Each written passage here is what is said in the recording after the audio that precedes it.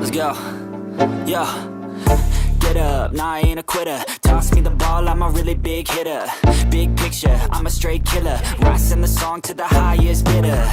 Got juice, got gas, I'ma move fast. New shoes, new tracks, like who's that? I'm new, come back, better than last. Yeah, it's a new me, never gonna look back. Never gonna look back. Cause damn, I was built to last. You move slow and I move fast. And that's facts.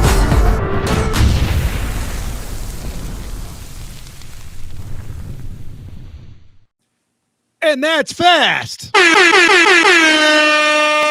Bears Nation, strap in and get ready for the most explosive episode of Bears on Tracks yet, brought to you by the one and only Chicago Sports Podcast, the heartbeat of the Windy City Sports. I'm your host for the most tracks, and I'm absolutely fired up to be here, bringing you the raw, unfiltered passion of Chicago Bears football. We're diving headfirst into the chaos following the jaw-dropping Micah Parsons trade to those cheeseheads up in Green Bay. Yeah, I know, it stinks, but the Bears didn't just roll over.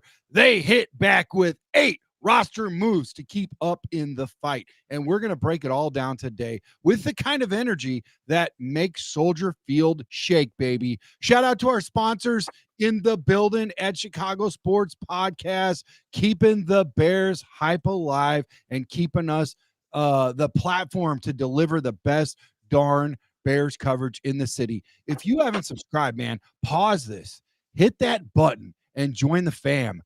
Today's show is an absolute banger. I've got a heavyweight in the studio, my man Annie Up, who's got the inside scoop, hotter than a summer day on Lake Michigan, man. So he's going to be dissecting Bears plays. He's been doing it ever since Walter Payton was running wild, man. We're talking heart, hustle, and Bears pride. So let's do this thing, man. All right. So Annie Up, it is August 29th, 2025, and the NFC North is a war zone after Green Bay snagged Micah Parsons, one of the NFL's most ferocious edge rushing field generals in the building. Bears Nation, we felt that one, but GM Ryan Poles answered with a masterclass in roster moves, 8 of them, laser-focused special team returns, and depth to keep us gritty. We're talking Scott Daly, back up our rock-solid long snapper. Devin Duvernay, I was worried about that, but I thought he'd turn back to us. You know that. Lighten up the return game. Austin Booker's tough injured reserve stint and a slew of practice squad tweaks with names like Nikola Kalinic and Dontae Manning and Gervarrius Owens. These aren't just transactions. They're battle plans to keep us in the hunt, man. And don't worry, we're hitting every angle with your mailbag questions to unpack that, whatever it means for our Bears in 2025. So let's not waste another second of your time. Let's bring in the big gun. Annie Up, man. Welcome to Bears on Tracks. Are you ready to light it up, baby? Yes, sir, man. Let's get it. Let's get it, bro. Let's get it. How you doing today, man? What are you up to, man? Oh man, just chilling, man. Friday, nice smooth Friday. Got the weather feeling good, not too hot, not too cold. Shorts, long sleeves, hoodies, however you want to do it, man. And we got football. It's not the NFL right now, but we got college, so it's holding me off for a week or so. But yeah, man, I'm excited about football, bro. Baseball is cool. I love baseball, but I mean, I'm a football fanatic, so I'm happy to be talking football, bro. Yeah, me too. I'll tell you what, I couldn't wait. I didn't care, if we were, doing everybody, talks. They talk both ways. First, they're talking about, oh, now we finally get to see football. And then they're talking about, oh, well, it's just training camp or the underwear Olympics and all that. I mean, like, make it make sense, man. Either you like football, or you don't. You're going to metabolize it any way you can get it. It's the real deal, yes. But I guarantee you at the end of the season, come February, you're going to be wishing that it wasn't over. And you're going to be underwear Olympics and the, training camp and all that kind of stuff is over and all that. So enjoy the season that you're in, Bears fans, and quit complaining and looking at the other side of the lens. Look at what's in front of you. Don't look what's behind you, and just appreciate the season you're in, man, because I tell you what, all of this stuff right now is good because we get to see who we actually have on our roster, whereas some folks who neglected to do their due diligence and look and listen to us and chop it up and do some research and all that, they don't really know what the 53 roster looks like. And when we go up by 30, 40, 50 points against the Green Bay Packers with Micah Parsons or one less Micah Parsons, you're going to see the second string and third string that Annie Up and I have already been seeing in the Underwear Olympics, in the preseason, and all those games that we chopped it up with you. Annie Up, how do you feel about what's going on right now with the Chicago Bears, man? Do you feel like these roster moves that we just talked about are crucial? We'll get into them a little bit more in detail. I want to leave a little meat on the bone for you. Yeah.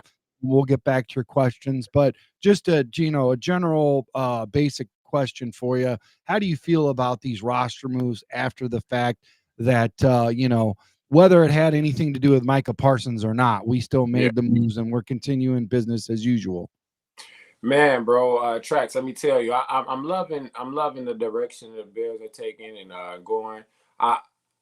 Everyone wants them to make the huge play, and I mean, off-season transactions or whatever, and that's cool, bro. But also, Poles, I do believe Poles does a bang-up job of getting the bang for the buck. Micah Parsons is his contract. I don't know if the actual factuals are about the contracts or the logistics, but bro, he's looking at 47 M's a year. And I was just telling AC yesterday, I love that guy. Yeah. I want him bad, take a swing, but for 47 M's a year, I don't know if he'll just put the defense over the top like that to pay him $50 million a year. Love him. Again, he's a dog. 12 sacks every time he touches the grass. So I love what we're doing. We're stabilizing special teams, depth, things like that. We got guys going down. More specifically, my favorite move was the Jalen Jones move. Like the guy, he knows the building. He knows the guys. Yeah. That was my favorite move so far. I would love those guys to reach out to Zadarius Smith. It still could happen, so I'm not getting my draws in a bunch. But I'm proud with how the Bears are moving. Slow motion is better than no motion. Don't swing for the fences too fast because we don't want to do anything to cripple us for the future, near future, or far future. But seriously, man, these guys, I like how they're moving, and I know we got a lot of fans that want them to again just make the big play or the big move for the acquisitions and stuff. But we got to be smart, man. We looking good, bro. So I'm not mad at all. And shout out, you know what? I'm playing it cool today. I'm in a good mood. Shout out Green Bay for swinging for the fences. Also, I'll say this.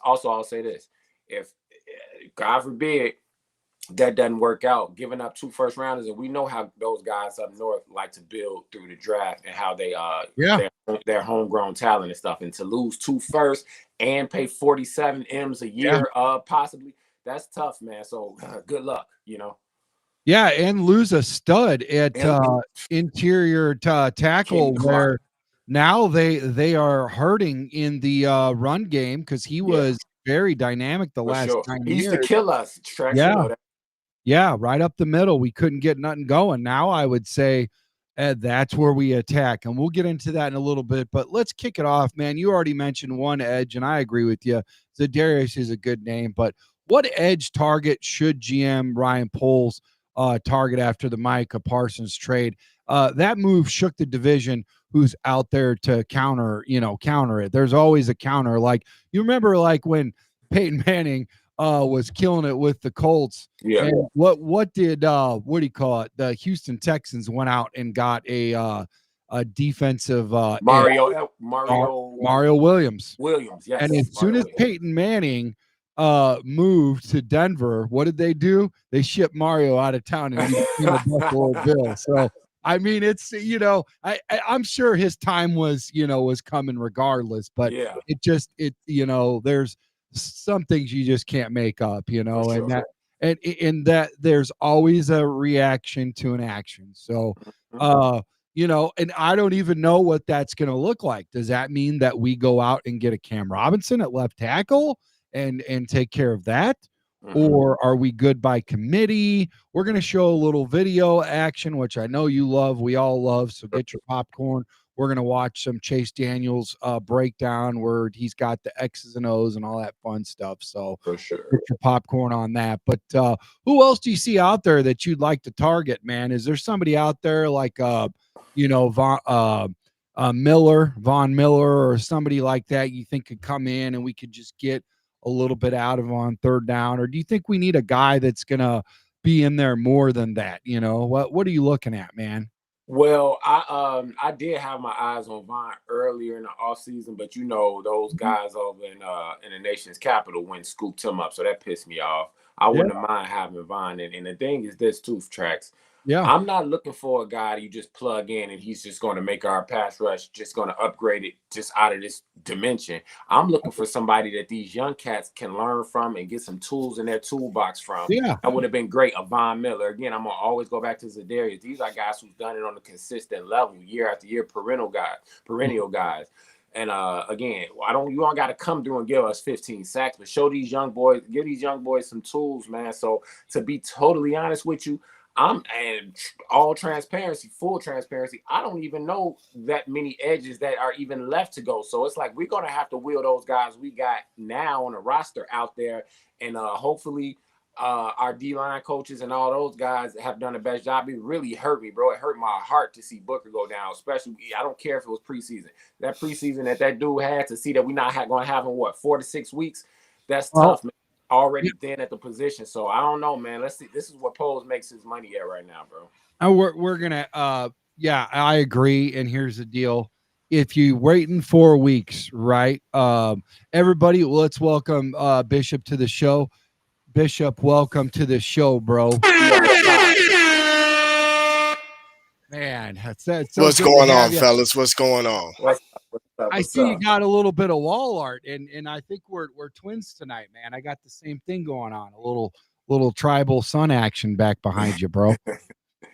But hey, man, so we were asking a question about edges. Who would you like to see us bring in the building to kind of counter? They went out and got the cheeseheads.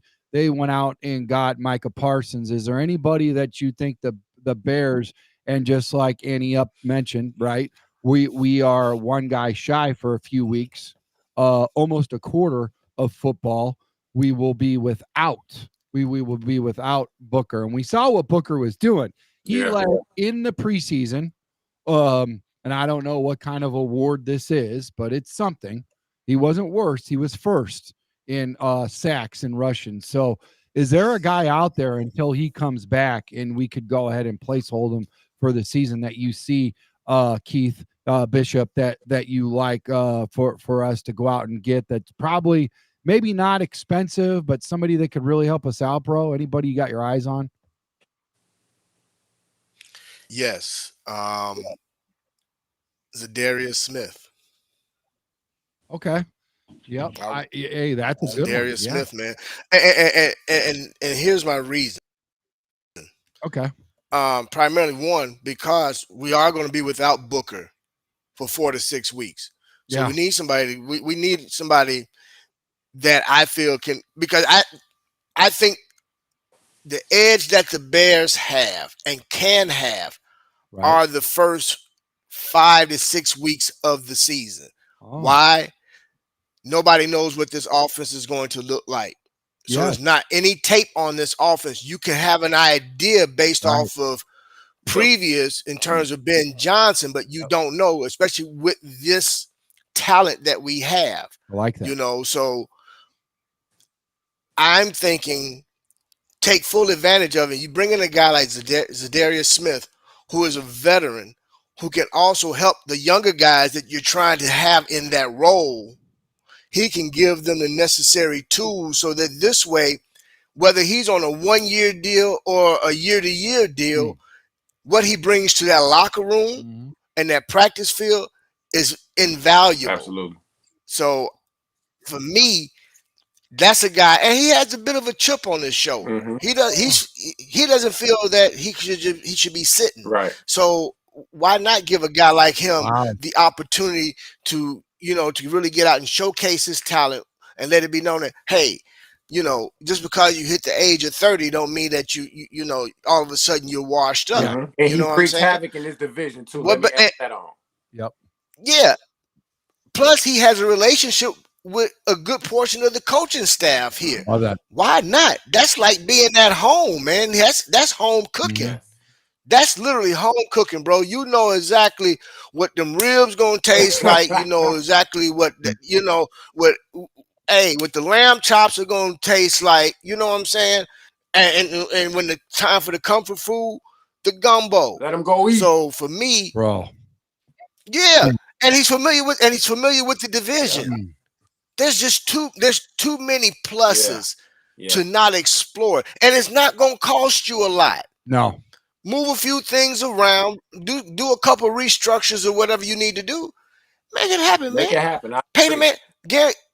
Do a 2-year deal first. This year guaranteed with team or player option. Give him player option for year 2. If he don't like how he was used and feel he can move on and explore, let him go and do that. It's his freedom at this point. He's a veteran. He's done enough for within the league. Why not give him that option? But to me, you cannot not make a move after what just took place. Absolutely. That's just my take. Yeah. Yeah. You know, I don't take you serious. I can't take you serious if you don't make a move.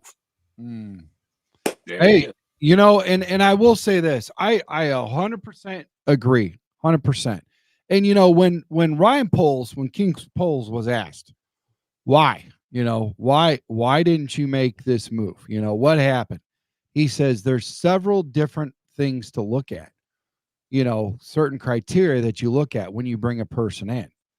Is it going to hurt you in the long run? Is this person a good culture fit? Is there any issues that might happen or creep up later on? There's so many different levels of uncertainty. Now, I will say this. When you look at the Green Bay Packers, did they get better? Absolutely. Listen, they haven't had a double-digit sack freak for a long time. The last time they had a guy with this kind of stats was Reggie White. Not saying anywhere close that this guy is Reggie White. He's still got a long way to carry this guy's jockstrap before he's even close to Reggie White. But he's pretty darn good, man. Okay. And I would not for a while. Keith Bishop remembers, you remember too. I was pounding the drums asking, we needed him. I did several shows on this guy. And you guys were like, absolutely not. You know what it's going to cost? And this was before everybody got their pay raises. We didn't even know it was going to approach to 50 mil. Who would have thought it was going to approach 50 mil? This guy's sitting out 48 million apiece. You put him together with Jordan Love. You got two guys on the Green Bay Packers roster. Now, Jordan Love can go down because I think Malik Willis is just as good. Potentially, if he gets enough reps leading to retention, he could be better. But I hope the Packers aren't listening because I don't want that to happen. I want Jordan Love out there because I want to beat him up, you know. Yeah. But here's the deal with that guy. He goes down, that's still going to hurt them because then they got to replace another guy, but it'll be on the cheap. Now you go out and replace a guy like him, and you lost your interior defensive tackle. We talked about that earlier, right? And Kenny, right? Kenny? Mm-hmm. Kenny Clark, yeah. That guy's a beast for 9 years, almost a decade of dominance, stopping the run. That's where we go attack him. And what did we go do? We went out and got Jonah Jackson. We went out and got a really key, really good guy at center. And then we went out and got a multi-Pro Bowler, multi-Super Bowl champ, and I really love what he's doing with that. So now our strong point is where we attack, and their weak point against the Green Bay Packers. We tell, Caleb to stay in that pocket and get rid of the ball in 3 seconds or less. And we use Mastercraft Ben Johnson to drum up these plays that make sense and utilize him and his arm speed and everything that he can do off script. And I'll tell you what, we have a really good game plan against this guy. Is he going to come at us for the next 4 years? Yes, he is, ladies and gentlemen. But make no mistake about it. there's definite ways to counter this guy. Absolutely. Bishop. There's definite ways to counter anything, Annie up, and this guy is not known for stopping the run. So I'd say even if we're running, run to the outside to where he's at, because he's a liability when it comes to that. Yep. What are your thoughts, man? What are your thoughts on that? I'm gonna tell you straight up, man. Look, there's 2 years of tape on him as far as teams running, how they run at him to basically nullify him in the defensive attack. Until he's shown that he can stop the run, he is definitely a liability for a team. So, but I mean, but his plus is a lot doggone higher than his minus, but that minus counts. And see this, and then you have a guy like an Ozzie Trapillo where you can run 13 personnel because now he's also becomes eligible. And now you run at him again. There's so many ways that you can slide a protection. There's so many different ways that you can really go at them. They have to prove that they can stop the run. And that's why I've been saying all off season, even during training camp. And I understand a lot of Bears fans are concerned and think that we don't have a strong enough running back room. I actually think we're good. I really do. Because we got guys that do similar things and we got guys that do different things. But the way these guys run and the way they've been being coached up during training camp, these guys, we're going to see something like this running game, man, that I really believe that's what's going to help set the tone, which we need that to set the tone early on so that Caleb can get into a rhythm, get accustomed to this offense, get used to running this offense, take what the defense gives you and let your athletes go out and be athletes. For sure. We do that, we'll be fine. I agree with everything you're saying. Now, let me ask you this, Annie up. Do you feel like a run pass option where if I see a quick read in my zone is playing off me, 5 to 8 yards, and I can hurry up and hit a DJ Moore, or I can hit a Luther Burden who's got world-class speed, and I hurry up. That is just, to me, I'm asking you now, to me, that is part of the run game. Okay. We're not physically running the ball, but yards after catch, you get a short pass in 3 to 5, 8 yards, and we're blocking down the field, no block, no rock. I think all of that is vital and very critical and very important. I remember there's so many times you look at what was that, Woodhead and all these guys. Patriots. Yeah, come on, man. We've seen this been done before now. For sure. And I think this is a flex. This is a flex before you get the real guy in the building and your franchise running back for the rest. He may or may not be on this roster, but I wouldn't be surprised if somebody else named Love is drafted next year and is on, and now will he be able to slide out to 20 and we pick him up? I don't know. That's a whole different thing to unpack later on. But do you feel like that could be part of our run game too, Annie? Up some run pass option and some screens and stuff like that. Screens that are done right, not just screens that are done screens like we've seen before. Where not just a screen, just to say you did a few screens. Yeah, absolutely, man. Thank you. We got. You talking about the infamous negative screens? The repeated negative screens back to back to back, bro. 3 straight times negative screen. So to answer your question, Trax, yes, man. I think the sky is the limit, literally, with Ben. I think he's confident enough and swaggy enough to bring out that type of stuff, to have DJ in that backfield, to what do you call it, the extended run game, to emphasize the extended run game. I think Ben Johnson will do a great job of that. He knows this team in these months that they've been together. He knows the strengths and the weaknesses. I'm sure he's the sharpest guy in the building. And people people don't love the Chicago teams because I think they feel like Chicago teams are probably like we got like a little air of arrogance to us, especially the Mike days, D-Rose, whatever. But now we got a coach who just exudes confidence. That's why they cannot wait for us to fail. I have to throw that in there. Well, I've been battling all day with these people online. I had time today. But yeah, to answer your question, man, I think Ben Johnson is literally going to roll out the red carpet to all of those plays where we keep the ball safe from turnover, where we extend the run game without actually running, and just to keep these dudes on their heels, especially these guys that got $200 million contracts who play for those dudes up north. Like we're gonna do things to make you uncomfortable and make you really have to earn that $50 million a year. Oh, that's a bar. And I'll tell you what, Annie, you just grease my wheels. I have an idea. Let's say Keith is the ball handler. Let's say he's the Gary Payton, if that's okay. Can you be Gary Payton for a second? Is that cool? Yeah, no problem. I like the glove. Okay.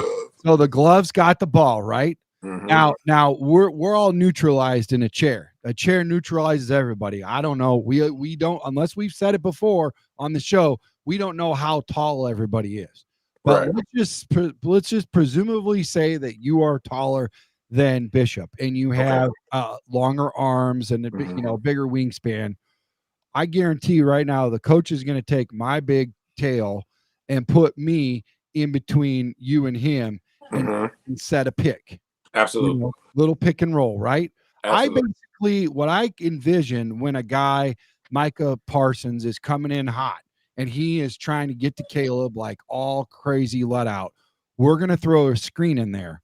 And that's when we're going to see all those receivers and everybody with the philosophy, no block, no rock, including our offensive line, totally neutralize and blow that guy up and take some crazy yards. Because if you got a guy coming in that fast and that hot, that leaves a whole area of green, a whole area of openness where we can just, and guess what? That chips away at a player.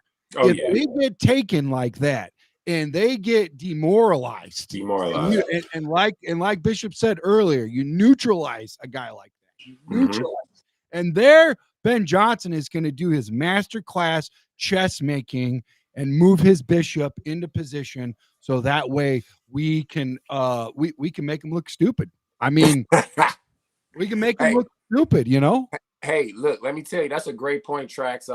Also, guys got to remember, man, and I know Dallas been getting smoked the past few years in the playoffs, but Micah doesn't show up in those big games, man. Like, seriously, if you look at the guys, I don't even have to Google them. I watch the games. Dude is you can't find Micah Parsons in the playoffs. Right.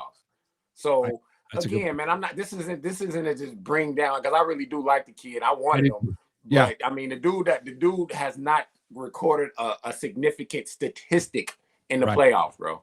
Right. So, for that, let me say, man, things are getting really spicy, but let's swing it back to Bishop. Okay. Bears rumors are swirling, Bishop. Who the left tackle, who's more confident in the 2025 NFL season. We need to see that blindside lockdown for Caleb. So give us the scoop. Where do you see Bishop? Who's your guy moving forward for this year? This is a tough one. I'll be honest. That's why I gave it to you, bro. This is a tough one. God gives the biggest challenges for the biggest soldiers. I'm gonna be honest, man. I'm not blown away by it. I'm not really blown away by anybody, but for the start of this season, it's Braxton. But and it all goes well because he's strong in the run game. He can get out there for sure. Good point. Get out and in front on the run game. So again, to start getting things going, to start establishing that identity as a running team, as a team that is not going to be afraid to run at you. I'm going to say Braxton. Braxton's the guy that I see starting the season and could very well keep the role for the entire season, but he's going to start out. He's going to start it out, and I think after that, I think Theo. the Canadian Eagle You could know, be the one that may up in that slot. They seem to like the guy. Yeah, true. and I like that you say that because I really think we've got a good hodgepodge, for lack of better terms, of different, Swiss Army knife at left tackle by committee. Will it work? We'll find out. Caleb's fast. Ben Johnson's faster than Caleb with his processing and his talking and his, this guy, you want to talk about, processor.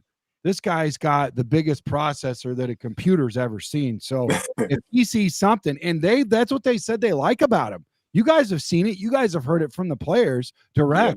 They like the fact that he doesn't just evolve and wait till halftime or wait to the end of the game and say, "Oh, you know what? Let's we can get some good stuff out of this and move forward into the next game."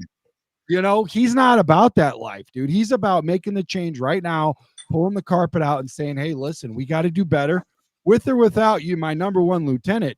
You're number one on the bench right now. We're pulling number 2 into number 1. Let's see how he looks." I like that about it. I love it. I love it. Good. I think it's good. And it makes everybody feel like get comfortable with being uncomfortable, because if you're too comfortable, that's when lazy, sets in, and that's when you don't grow. Yeah. It's just like a muscle. When you work out a muscle, your muscle ain't going to grow by doing nothing ever. You got to go work that muscle out, give it a little bit of rest, let it, repair and grow, and then hit it back next Sunday, hit it back next Thursday, hit it back next Monday, whatever day game the Bears play. That's when that muscle's got time to grow, and then it's time to flex, Yeah, but you got to make those changes in the game. I'm Bishop, Annie up. I'm sure you guys have seen it far too long where we just sat back, sat on our hands, did nothing. No adjustments. And I think Dennis Allen, and you guys can name other adjustments coaches at halftime, if anything. Right. At the very least, I agree. Yes. But as far as the players are saying, they see him like instantly, almost instantaneous. He sees something, he's like, nope, that ain't going to happen. So I think Braxton Jones, in order to back up Bishop's point, he's never had that. Yeah, I mean, if we could say that about Caleb, if we could say that about other players, if we could say that about the running backs, why can't we say that about Braxton Jones, who has never seen a good coach in the NFL groom him? Wow. I think he can really do some damage this year. I think all the other guys are going to be able to too. But listen, when I interviewed last week, you guys remember week 1, Mongo, they gave him the ring. That was the first game against Tennessee Titans, the alumni game. All the players come home, and Singletary did an amazing job for him and all that stuff. World-class job, but here's the deal. You look at him and what he can do. I don't look up to a whole lot of people because I'm 6'6". I looked up to this man who was grooming his beard by the locker, and he's like, I don't really have a whole lot of time, but shoot your shot. You got me for however long it takes to get this beard done. And I joked with him before it was over. I was like, hey, you missed a couple spots. I'm going to keep going. Let's roll the tape. Was a great guy, dude. Awesome guy, but big physical muscle, real nice guy. Nice guy sometimes finish last, but this guy, I don't know, man. I kind of like what Bishop's saying. I've always wished I've had something. Now, here's the deal. Do we want to keep him on board and pay all that extra money? Because he is going to cost a pretty penny if we keep him on track. I don't think we will. I don't think we'll keep him and secure him. I think we got too many guys left in the building. But we just picked up a guy at right tackle and made him a left tackle and brought him back to right tackle. He very might will be our left tackle next year, especially, hey, guys, if he grows into something and he keeps Caleb. Let me ask you this, Annie up. How many sacks would you be comfortable with this year, given that we had practically 70 last year against Caleb? I said it about 4 or 5 times, and I'm going to say it again for the people who wasn't here and tuning in. I need that thing cut in half, man. And I'm sure preaching the same exact thing. Maybe not the same exact thing verbatim, but we need to slice those things in half, because when you go back and look, you can call our line trash and our coaches trash and all that, but Caleb had opportunities last year too. Yeah. I get it. He was a rookie. He's a young guy. Our coaching carousel, we had one of the most enigmatic, dysfunctional coaching staffs in the history of the NFL. Yeah. Seriously, and I'm not being dramatic. So No. I need those things sliced in half, man. You had 60 down at 70. Come on, man. 30, 34, 33. And I'll feel comfortable with that. I mean, you got to throw that thing away. You got to dump that thing off. That's another thing. Caleb is like, he's like anti with dumping it off. So they're trying to beat that into his head now. And he did that. He did that the last preseason game. Yeah, third game of the preseason. Bishop's nodding his head, so he saw it too. That dude threw it out of bounds. I loved it. I was begging. I was like, come on. You can do so many amazing things. You can, bro. You're like Superman with the football on a football field, but you can't throw the ball out of bounds. But you just said it though, Track. You just said it. He's like Superman. You don't have to be Superman. We got playmakers. We have a system. Right. We have a mad scientist, head coach. We don't need you to wear that red cape right now, bro. Now it's going to be a time. It's going to be multiple times, plenty of times when we need it. And all right, but sometimes we just need you to boom, take the boring play. Take the play. Let these athletes make their money, man. Swift his last name is Swift, bro. He had 1,300 yards from scrimmage behind, come on, bro. Like, give these guys a chance, man. Trust your teammates, dog. Dude, put a key out there like my man, from the Clippers when he won the slam dunk contest and Blake Griffin. Put a key out there. I guarantee you, Swift is going to jump over that thing. Hey, Swift is a dog. I like Swift. Bro, unbelievable. But I will say this. It is crazy what you're talking about right now, because he has to work smarter, because his coaches, the coaches were not thinking, He has to work harder because his coaches weren't smarter. Yeah. Now his coaches are smarter, so he doesn't have to work as hard. He can take that cape off, like you're saying. Why does Bishop have to work harder? Because our coach or our boss ain't smarter. And when they know that, they dumb it down. I got away with it. Hey, Bishop's got it. Oh, Annie Up's got it. I'm just gonna lay down. I'm not gonna try to better myself and get smarter and try to make this guy's life easier, because guess what? He's gonna figure it out, and I don't have to figure it out, and that's what I pay him for. And you're never gonna get a raise, because now I know that's your job, and it is what it is. And that's what happened to Caleb. That's what happened to Caleb, and that's what happened to a lot of guys in the NFL. You see a lot of guys. Hey, listen, they're finally getting around. Thanks to Harbaugh, finally giving Lamar some weapons, because they're like, oh, Happy Feet's got it. He's good to go. He's going to make, chicken salad out of, chicken what. And that's what they do to these guys, man. They don't make their job easier. And guess what? One of these days, your triathlete is your marathon man, your Iron Man is going to get broke. And we saw that happen with a guy in Carolina. And I'm just glad. I feel, Bishop, you can let me know if you feel this way too, that we've got some guys in the building that is going to now, hey, take it easy. This is Daddy's wing. You're underneath the wing. You're okay. We got you now. Is that how you feel, Bishop? You feel like this could happen with bringing Dan Rushhour in, bringing Antoine Randall in, bringing Ben Johnson in, bringing all these guys in to help Caleb out, bro? Do you feel that? You've been around a long time. I might see it differently than you do. Other fans might see it differently than you do. Is this what you're seeing, bro? Are you seeing what I'm seeing? Is he froze? I've always said, I think he's since froze. the assembling of, he's back. No, I was saying, I've been saying since the assembling of this coaching staff that they couldn't have did a better job in terms of getting the people in the building who understands football in a way that I think that benefits Caleb in terms of intellectually. I see Caleb as a guy, and I could be wrong. I think he's a little cerebral when it comes to football. Yes, he has the physical attributes, but I see where the guy, the way he processes things and the way he goes about it, he doesn't get enough credit. A lot of times I feel the media tries to spin it differently to make it seem like maybe he's difficult in terms of coaching, but I don't get that from him. I get a guy that really wants to be great.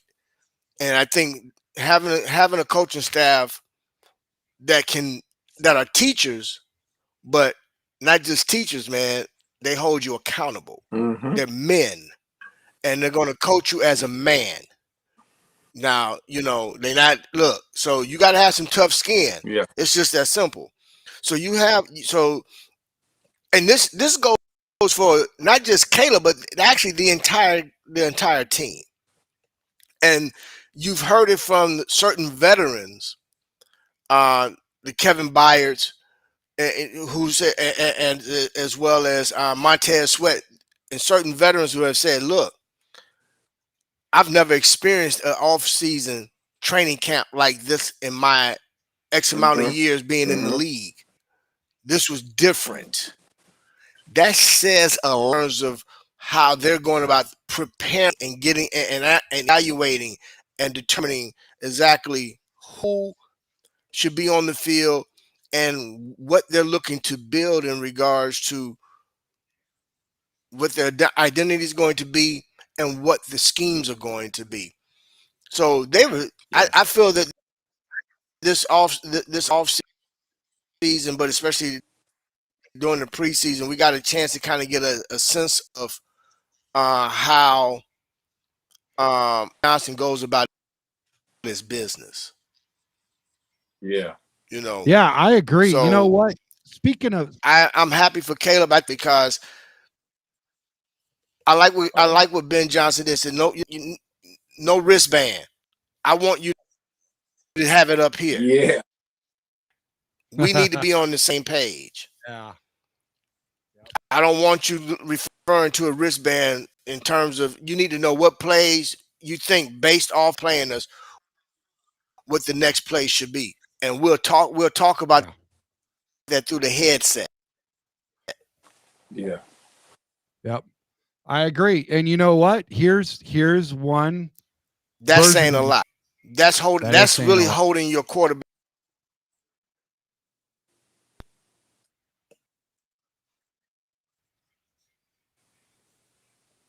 Yeah, here's a video right now. Held the ball for, it was like 5 seconds, I think. Sounds like good protection. And took a sack. See, last week was a really good start for us. This week it wasn't quite the same. It didn't feel like. So once again, we'll take a look at that and we'll see what we need to address with it. I mean, he called it right out. Like Bishop said, no wristband. Let's rip the Band-Aid off right now. Let's get right to it. He don't sugarcoat nothing. Nah, I love that. No, he don't sugarcoat anything. That's why I love the guy. But let's guy, man. Yes, and you know who else I love? I love that's why I really like the guy. He don't sugarcoat anything, boss. What I like is our generation's version of Tyson Bagent, a guy named Chase Daniels, who spent his whole career as a backup quarterback. Let's watch Chase Daniels break down. This video is brought by Chase. He's got all the credit for it. We don't own the rights to this video. Let's go ahead and watch it for teaching purposes. Here we go. Enjoy this. Get your popcorn, folks. I got 2 videos from him right now. He does really good. For all you people that haven't started looking at Chase, make sure you lock him in and start looking at his all 22 breakdowns. Here's one of them. It's about 1:12, and the next one's 2:29, and then we'll be done. So check this out. All right, 2nd and 7. Tight split. What are they blitzing from? Okay, they're not. They give you a lot of different things to play around with. Really like this though.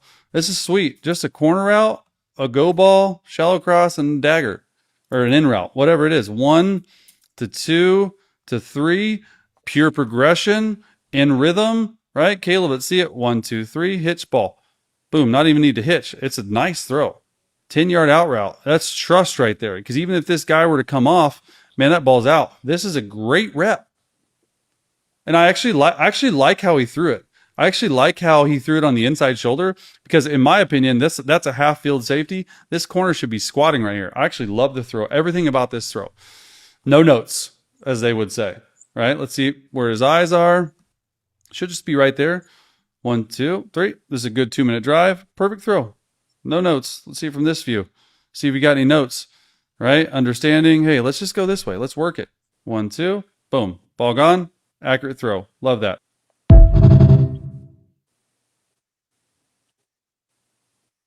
How about that one for you Caleb haters, huh?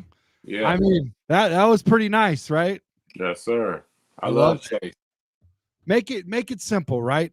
Keep it simple. 1, 2, 3, rock out, man. And Yeah. he said perfect ball placement, getting rid of the ball, all that good stuff. What did you like about that, Annie Up? He just what I liked about it is the confidence that I saw. Like it was a lot of times last year where I felt like just if he had more confidence in his preparation, that the little things that we missed would have been layups. You know what I mean? Oh, I like that. You know, so the confidence, bro. And I mean, when you got a coach like we have, you know, he's not going to get those guys out there ill prepared. So I'm feeling good about that. Caleb's a confident guy. We got a confident coach. I love how Ben Johnson motivates and manipulates at times. I love how he does that because I feel like Caleb's the type of guy who might need that type of teaching and coaching. So I'm loving how it's going right now, bro. And I think all of the Caleb, yeah, well, that was a sack. Yeah, he's looked better and all of that stuff. Cool. We don't need, he's good. He's good. This is the best practice I've ever seen. We don't need all of that, bro. Call it like it is. Make these guys dig deep. You're the number 1 pick for a reason. You showed it in college. You showed it last year in some of the most crazy circumstances. So now, again, it's not perfect. There's no perfect team in the NFL. So, but it's much better. It's enhanced. It's upgraded. Let's go out there and do our thing, man. So I love it. And Chase Daniels is a homer for life, man. He'll always be a Bear. I love that dude. Ain't it? Yeah. He breaks down more Bears footage. He does other, teams and whatnot. I've seen him do Daniels and, other guys, but he is all in on our Bears. For sure. Here's another one. Let's check this out. Check it out. Here we go. Play 21 from the game. Oh, no. What happened? A wasted play. Let's not do that. A lot to unpack here. Number 1. Okay, it doesn't look like it's cover 0 because I think this free safety is there. It does look like pressure. All right, and this is a scat. It's called 3 scat, meaning the back is going to the left. Left is odd. So DeAndre Swift's going to move there. Here's what I want you to see. The left tackle right here has squeeze rules if the Mike ID, meaning which way the line is sliding, is to the right. It looks like the line is sliding to the right. So Braxton Jones, the left tackle right here, needs to have his eye on 54. As soon as 54 blitzes, he needs to squeeze down. Oh, no. He didn't. All right. So now we got to throw hot. All right. Can't throw hot because the defensive end is in the way. Oh my gosh, what are we doing? Now we're screwed. Now it's a big throwaway. I want you to look at somebody, though. I want you to look right in the middle of the field when Caleb's throwing away on his life. It takes all 10 other guys to be successful as an NFL quarterback. Because if we get that right and we get that protection right, this dude is wide open for a freaking touchdown. Let's watch it from this view. So guard, center, tackle are all going right. Here's what I would prefer. I would prefer Caleb Williams to come up here and fix it. I would say, hey, Mike 32, meaning center, go to 32, guard here, tackle here. They have sort rules. Now, we're getting a little bit granular, but this sort rule meaning, hey, these 3 offensive linemen have the most dangerous 3 defenders. Does that make sense? So these three offensive linemen are playing. The most dangerous three defenders to the left side of the center are 69, 54, and this defensive end. We should have this protected. All right. I know he's messed up. His eyes should start in. His eyes do not. They start outside. But we should have this protected, and we should have a walk-in touchdown right there.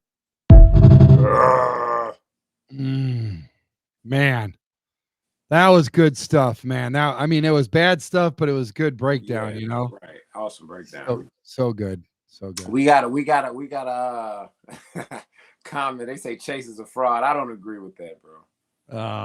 You don't survive the league that long being a fraud, my guy. Hey, and you know what else? To see him break it down like that, I challenge any Monday morning quarterback to come on any show and do that. That was a master class, breaking it down for everybody. Yeah, I think he could have even added more to it, but he made it. Man, I love that guy. But to each your own. Yeah, true. So we're just getting started, Bears fans. Rumors, about what formation do you see Ben Johnson running a ton with the the Bears this year? That offense is a problem. And what's their game plan? But I'll tell you what, Annie, where should Caleb rank among NFL QBs right now? Our QB1's got the swagger, top 10, top 5, or what? Where do you see him at in terms of middle of the road, back end? To me, I wouldn't say back end. No, not back end at all. And I don't know if I'd say top 10 either, but no. For me personally, and I don't want to lead the witness, I'm just, taking this one the first time. I feel like he's right outside of the top 10. And I'm only saying that with the caveat of knowing who's in his camp. Because you heard what Chase says. It takes every one of those dudes in order for the quarterback to be successful in every play, Absolutely. I'd say right now with all they can go off is we're not talking about USC right now. We're talking about the NFL. So of course that's the first job on this NFL resume last year. Good point. I'm dying on the hill that he didn't have a bad year. It was average. Yeah. You cut those sacks down, and people who hate us and want Caleb to fail still going to say, but if he didn't, hold the ball as much or take as many sacks, I think that's an even better year. But Caleb, for certain, is a top 20 quarterback right now, period. I don't care who. You can go get whoever you want to get in here. I'm standing on that. And then this year, with the staff that we have and the pieces that Caleb have, and again, with just a year of the NFL under his belt, he takes the next step. And then that's when I know for sure, I'm confident saying that by the end of the season, Caleb will be a top 15 quarterback. You see, I'm not being drastic here. Incremental steps, baby. The small victories. So get his completion percentage up and the sacks down, and the sky's the limit for him. Period. He has now arm talent, top 10, easy. Arm talent, top 10, easy. Now wait till he put it together. He'll be there, man, no time. But right now he's top 20, period, in my opinion. Yeah, you know what? I would say for me, I'm definitely agreeing with you, but I'm keeping it in the top 15. Okay. He might even be around 12 or 13. And I'm even saying that I think 14 is a little loose. I definitely see him, in probably the top 12, 13 tops. Nothing outside of that for sure. For me. Okay. And that's realistic. Yeah. Let's keep the vibe rolling, man. Annie up. Bears injury news. Okay. We're going to talk about Booker. We need to talk about Booker. Yeah. And here's the deal. Up until this offseason, a little, banged up, him out 4 weeks, I wouldn't have thought nothing of it. But the way he played and the way he performed and everything, man, I tell you what, I had big plans for him, and I know the Bears did too, Right. especially Dennis Allen. You know what I mean? Yeah, absolutely, man. Yeah, I was man, that was super disheartening, man. That kid was killing. He got a good shout out from one of the top left tackles in the league, in Deion Dawkins, saying that he looks way different than everybody else on the field this year, and he needs to play like it. And right after that, literally immediately after that compliment, he goes down. That sucked. Hate to see anybody get injured, but knowing how much we need that edge rusher, that hurts. And then knowing how well he played in the preseason, it's just like insult to injury, no pun intended. So that blows, man. But the only, you gotta, sometimes you just gotta look at the cup half full. And I think guys like Hardy was making some plays too. He wasn't making the plays like Booker, but Hardy is an explosive dude, number 92, man. I mean, he got the speed, got those long arms. He's thicker. He's thicker than a little more stout than Booker is. A little less lanky. He signed my son's ball at he signed him and Case Keenum. Yeah. Signed my son's ball at the Family Fest. I'm a fan of him. I think we got something in him. I think if he was more like boisterous personality wise, that he might get a deeper look. But I like the kid. I don't think I'm not saying he'll be a 10 sack guy, but he'll get in there on the 3rd and 8 and come around that edge with his hair on fire. I've seen it. He's a hell of a special teams player. I really like Hardy. So it's time for some of these guys to step up, man. They have to. Are you worried about injuries piling up, or is this just a speed bump? Do you think that this is a minor setback and we're, going to be all right? How I'm wired, yes. Also, how the NFL goes, So what I will say is, in the secondary is where I'm worried the most. Everywhere else, it's like, okay, guys. But, man, like our secondary was the strength of the team coming in. And, we got Zay Frazier, who isn't even injured, but Zay Frazier's out of there for the year. That sucks. I hated seeing Smitty go down. Jaquan Brisker just went down.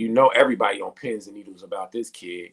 So yeah and no, but more I am worried because like I said, that secondary, bro, we got guys who like to air it out in our division alone, let alone the NFL. So we need our secondary, man, and our leader is down, and another leader, our heart and soul, who is Jaquan, down. It's like the OG of the group, the bunch, who is Bayer, is the guy just standing tall, hasn't had a nick. I don't think he missed a game last year. Like, this dude is just like, what do you call, what's that guy? What's that dude's name? What's that movie, man? Oh my goodness, Brad Pitt. He was young and then got old. He was old and then got younger. Benjamin Button. Yeah, that's not Brad Pitt. I'm probably totally wrong, but Benjamin Button is what I'm talking about. That's why I'm Benjamin Bayer. You know what I mean? So I am worried, bro, to answer your question, because these guys are coming to pass the ball. And we got a lot of guys down in that secondary. So yeah, I guess overall, I am a little worried. Well, I mean, hopefully we're sandbagging, and Dennis Allen hasn't done his flex yet. And I agree, it's piling up, but we don't have any long-term injury, so that is our silver lining. But let's talk fallout, man. Trade fallout. NFL rumors about the Micah Parsons deal. Was this an even trade for you? Do you feel like it was an even trade? Packers got a stud for sure. But did Dallas get enough juice out of the squeeze? Did they get enough back in return, do you feel? I feel like the Dallas Cowboys won the trade. I feel like they won. I mean, they weren't winning a ring with Micah. He doesn't show up in the playoffs. At least he hasn't. He hasn't shown up in the playoffs in the biggest games. He hasn't shown up. Disgruntled guy, and now he goes on to make $50 million a year. I get 2 first-round picks, not one, but 2 of those things. And Kenny Clark, who I know, and they needed some guys in the interior on all of that. So I feel like Dallas won. People say they got fleeced. That sounds ridiculous to me. I feel like Dallas won the trade, man. You get 2 first-round picks and a guy who has done it in the league at a high level on defense in the interior. The trench is the most important part. I'm going with Dallas. That's just my opinion.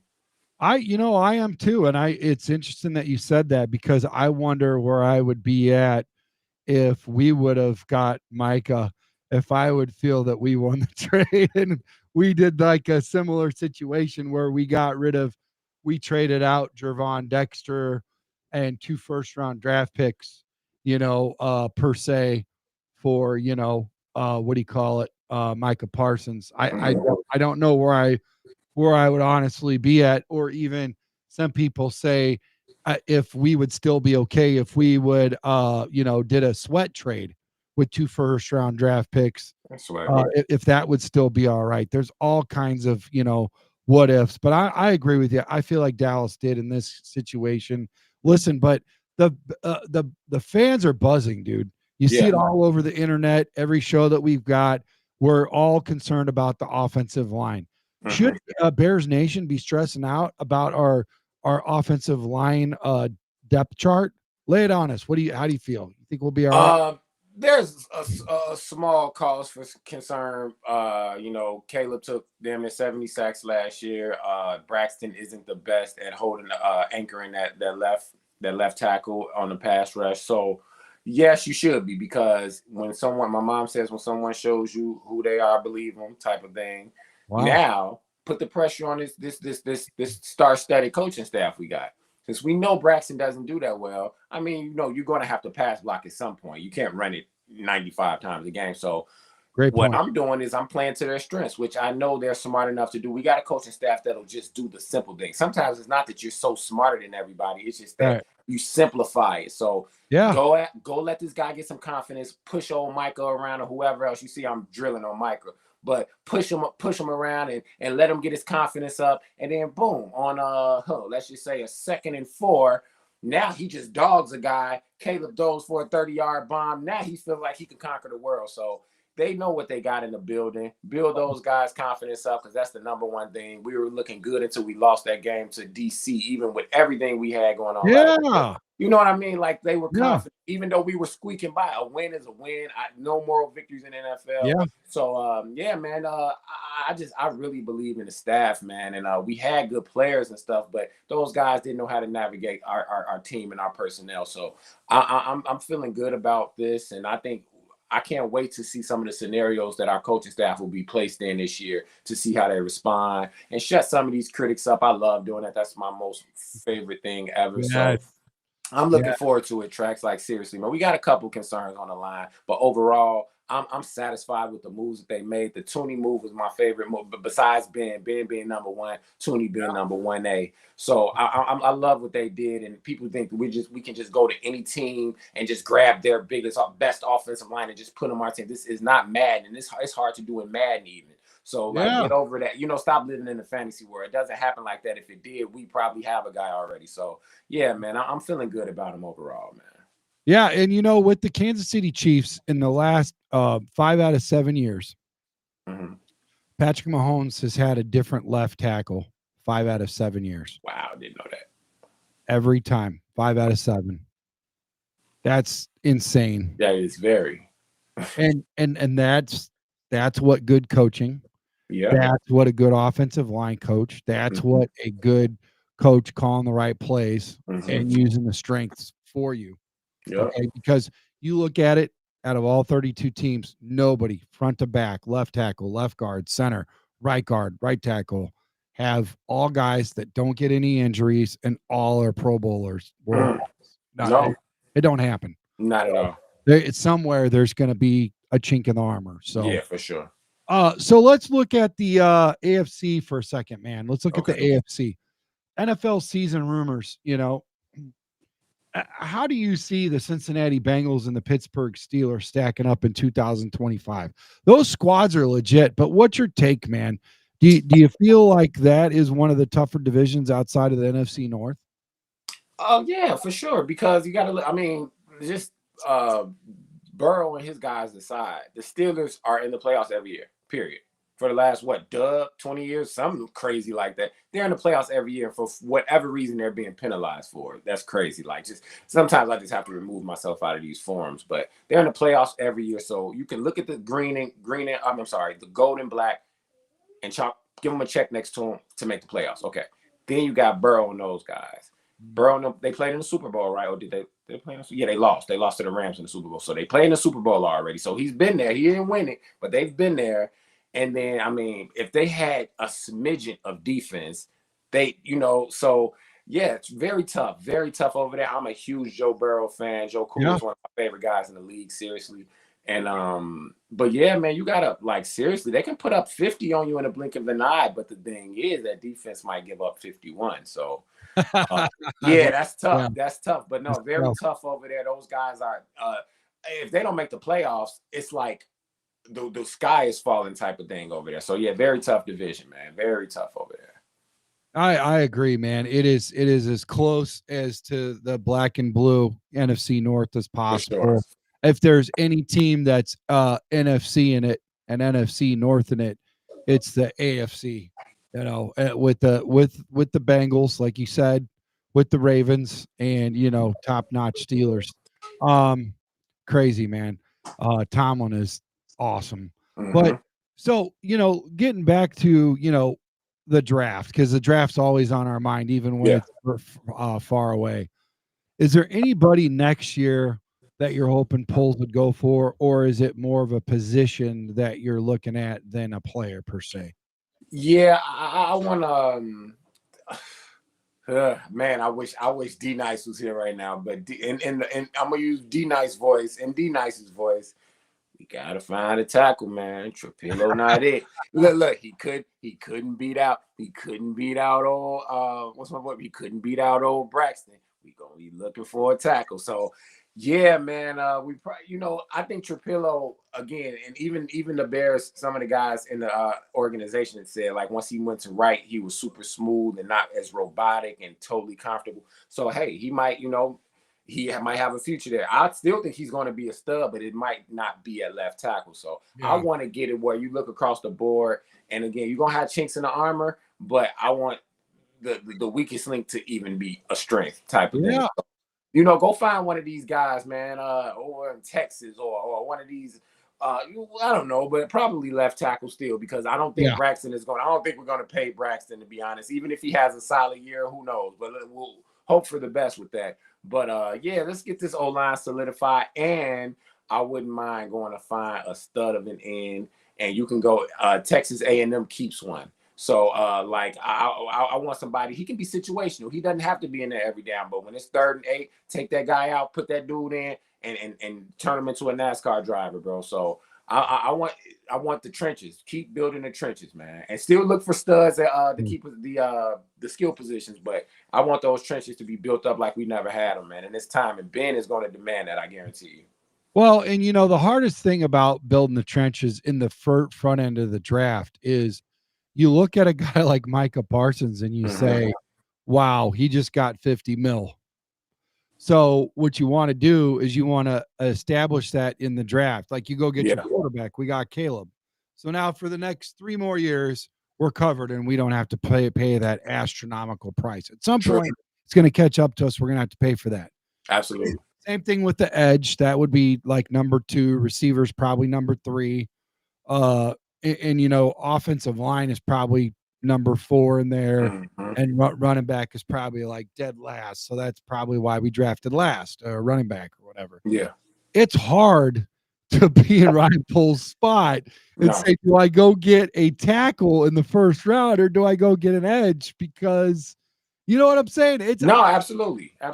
Everybody could say that's his job and blah blah blah and all of that, right? That don't make it easy, man. That's good point. I don't want that position. I don't want that weight on me. That's why I hear you, bro. That's why I went out and got guys like you to make my job easier. Jeez, I want these hard decisions made as easy as possible because I got some greatness surrounding me. No, absolutely, man, absolutely. And that's not. And you know what? Let's give a shout out, man, to Ian Cunningham as well, because that guy is never going to get. He's never going to get the credit he deserves, because I'm pretty sure some of our biggest moves, Ryan looked to Ian to get his head nods. And I'm sure, so Ian Cunningham plays a huge role. That's why I'm glad. I think it would have been a bigger deal than people give it credit for if he would have bounced out of here and went to Jacksonville. So I like Ian too. So, but man. I know you're right. I don't want that pressure, man. Those guys get paid the big bucks for a reason.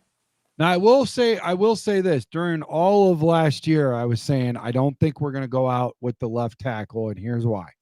If you go look at the tackle next year, there's way more blue chips in the mid to low 90s. in this upcoming draft. You go look at the kid from Alabama. You go look at the kid from Utah, the one that Jacob Infante from Windy City, he was talking to us about. And that guy is projected right around in the 20s where we'll probably be at because we'll have 9-10 wins, per se. Thank you, Cheryl. Shout out to Cheryl. She's saying the Cubs are up 2-0 against the Rockies. Thanks, Cheryl. Thanks, Cheryl. That's an early jump out lead there. That's good. But make no mistake about it. Hey, guess what? If we're going after a tackle or an edge, I'll co-sign on that, even though we don't. Yeah, absolutely.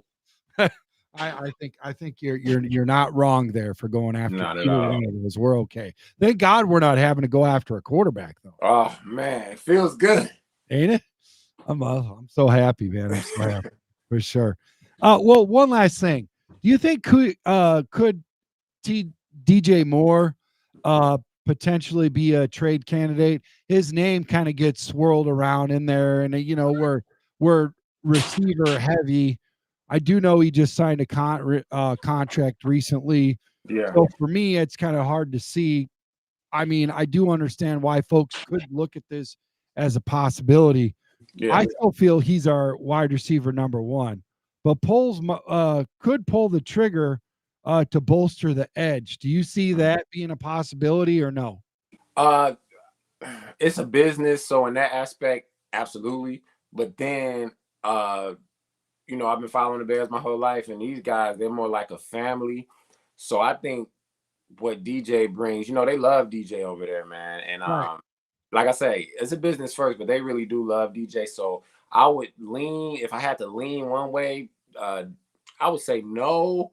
But again, Post says this, and Ben says this, and Post has been saying it much longer than Ben, that they're always looking to make the team better. So if they had something that they just couldn't resist and turn their nose up to, absolutely, DJ will be out of there. But I think they really like DJ over there. I think they like the guy he is. He got that little weird, quirky personality. They love it over there. He's a consummate professional. You never hear about anything off the field with him. He played with so many different average quarterbacks and still put up numbers. So he got it. And he's a dog, bro. Like he's a receiver who plays like a running back. So he embodies what Chicago fans look for and Bears. So I don't think he's going anywhere. But again, if they made it sweet enough, I think Ryan Poles will pull it because he's about change and he's trying to win.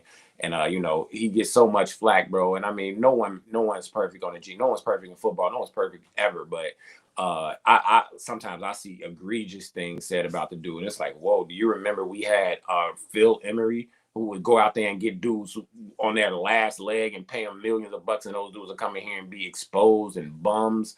Like, quit playing, bro. So anywho, yes, to answer your question, they would make the move if it was pretty enough and it was dressed up enough. But I don't know. DJ is a Bear. He got that Bears mentality. So I think DJ's going to be with us at least until that contract is up. I'm sorry. And no, that was great. But I will say this, because you did say something that people are just going to run with. As soon as they hear DJ and running back, because he took, quite a few snaps, and ran the ball during practice. Listen, folks, if you go look at the Detroit Lions last year, 21 runs came from the entire season from the receiver. Wow. Not 21 per game. So get it out of everybody's head that DJ Moore is going to be our next running back and he's going to run the ball 20, 30 times a game. I'm tired of seeing that on social media. Just because they're doing it in practice just means they're getting him ready for maybe twice a game, So I think St. Brown was the guy that ended up getting the 21 or whatever. And then there was another, maybe Patrick got 2 more or whatever. So 23 total on the entire season. Okay. That's an average of a little over 1, run from your receiver per game. That's not a lot. No. So, I agree with you. He does run like a running back, but that sure. does not mean they're going to use him. No. And I mean, it gives the opposition something to worry about. Oh, you saw they had DJ practicing this. Yeah, put it in their heads, man. That guy Ben Johnson loves playing mind games, and I think that's a hell of a advantage team Bears, because he's smart enough to play the mind games and win them. And then he's smart enough to like actually do his research and do his due diligence leading up to the foe that we play that week. Like, I can't wait to see this chess match, man. I mean, it was a reason why I dug the Lions come up and respected it and didn't have a problem with it. And like I say, and I'm always say, I was all good with Lions fans until this offseason. So now it's up, guys. It is what it is. Let's get it. No love lost is what it is. But yeah, man, I cannot wait to see this. We finally got a chess master on our team this time, as opposed to playing against them. So yeah, man, let's get it, man, for real. And you know who he reminds me of is my buddy Shorty, when I used to play spades with him on the ship when I was in the Navy. Okay. We play spades, and he had a boss hand, and he'd be cool as a cucumber, or as Scott used to say, cool as the other side of the pillow. Oh yeah. And as soon as he had that little or the big or the ace, he just slap it down on the table and go flying across the room. Be like, oh man, we already knew what that was. We already know what that. We don't even have to look at that. Goodness gracious. And that's how I see Ben. Just like you don't know what he's got, and once you got it, it's like booyah. Yeah, for sure. But seriously, Bears Nation, how we feeling tonight, man? Annie up, you guys brought the house, man. And special shout out to Bishop coming earlier. Bishop had some technical difficulties, had to get out of here. Thank you guys for breaking down every angle of this roster, the moves and the Parsons trade fallout, from Scott Daly's snap to Devin Duvernay's return. All his returning fireworks that he's going to bring to us, the young guns on the practice squad. The Bears are building something fierce, guys. Yeah. I mean, I really feel that way. And, this is Bears on Tracks, and we're here, for the passion, for the grind. We're just like Chicago, man. Yeah. It's Chicago football. We return into the glory. So let's wrap this up with a roar, man. Those 8 moves, they're about grit, heart, and keeping us in the fight against a stacked NFC North. For sure. Losing Booker does hurt, but Poles is playing a long game. Special teams locked, depth growing, and a squad ready to claw its way to the top. Bears fans, we're not just a team, we're a legacy. Caleb's got the keys. Soldier Field's our fortress, and 2025 is our time to shine. So let's get loud, Chicago, and let's bear down.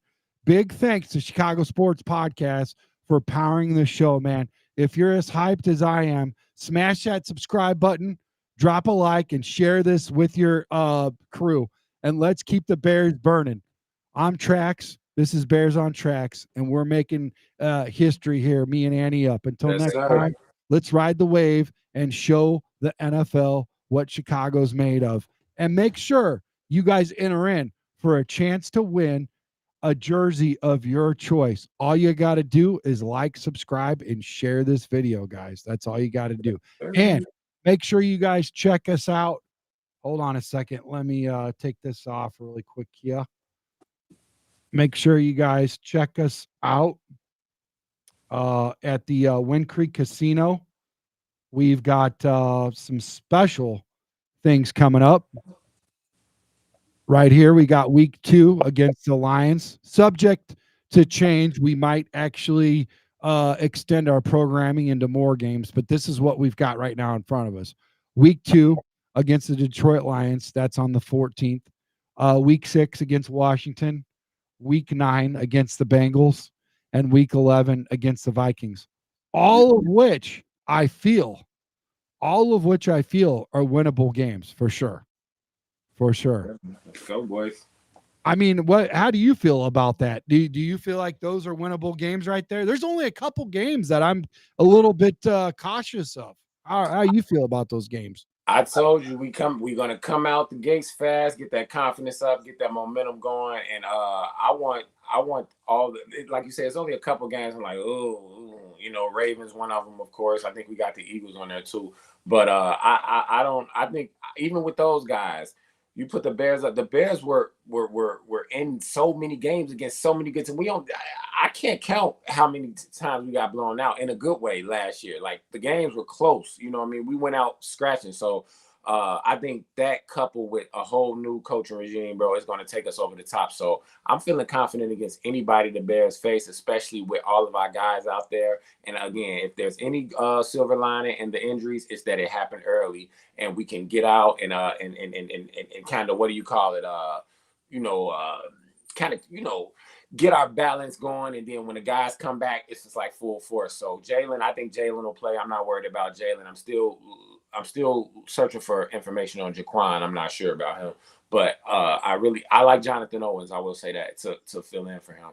But I feel good about anybody to get Bears face, man, especially with this coach and the confidence that he's instilled in these dudes and this camp, this grueling camp that they had that 10-year vets are saying that they never even been through. I'm feeling good, Trax. I'm feeling good, man. Yeah, me too. And I do want to say one thing I'm also feeling good about. I feel good about the hard work that me and the fellows have been putting into this podcast, man. We're over 4,000 strong. We couldn't do it without you. We're almost we're at 4,200 right now. Yes, Yesterday morning, we eclipsed overnight 4,000. Today already, we're almost 4,300. We got let's go, guys. Thank you. 300 people within less than 24 hours. I mean, we are growing strong. And now on deck, we've got Tim Jennings coming into the building. He's getting ready to come on our show. Henry Melton's going to come back. Tommy Harris. And I've also recently heard we might even have a Jade Walker soon. Ooh-wee. And I'm really excited about that. Oh, guys. That would be great, man. So, yeah, you guys keep it up. Keep up the great work. Thank you so much, Annie Up and crew. I appreciate you guys. Yep. All right, guys, until next time, Chi-Town up, bear down. And one last thing before we leave, make sure you check this guy out. Make sure you check this guy out. Before we leave, we're going to play some of that music, and we are going to leave you with some beats. This one is called Blitz. Thank you in advance. Let's get it, fellas. I need everything you got. 4 quarters of domination. Play like anyone that ever doubted you is sitting in the stands right now. Play for the man standing next to you. I need fundamentally sound football, fellas. I want you to hit everything moving. Let's play fast. Let's get them, guys. 3, 2, 1, game time. Short, go forward, coach signal the decision. High dive, middle, blew them off the line of scrimmage. Always grinding, we don't have an all season. Practice real hard and make the game look real easy. Got the playbook down pat. You got the coolest clothes, bro. I need to go shopping with you, man. You got to get me right. You got to get me right. Thank you, brother. No problem. All right, guys, you have a good night. And like I said, make sure you check Annie Up on YouTube channel. Thank you. And also on, on Instagram. Chi-Town Up, guys. Compare down.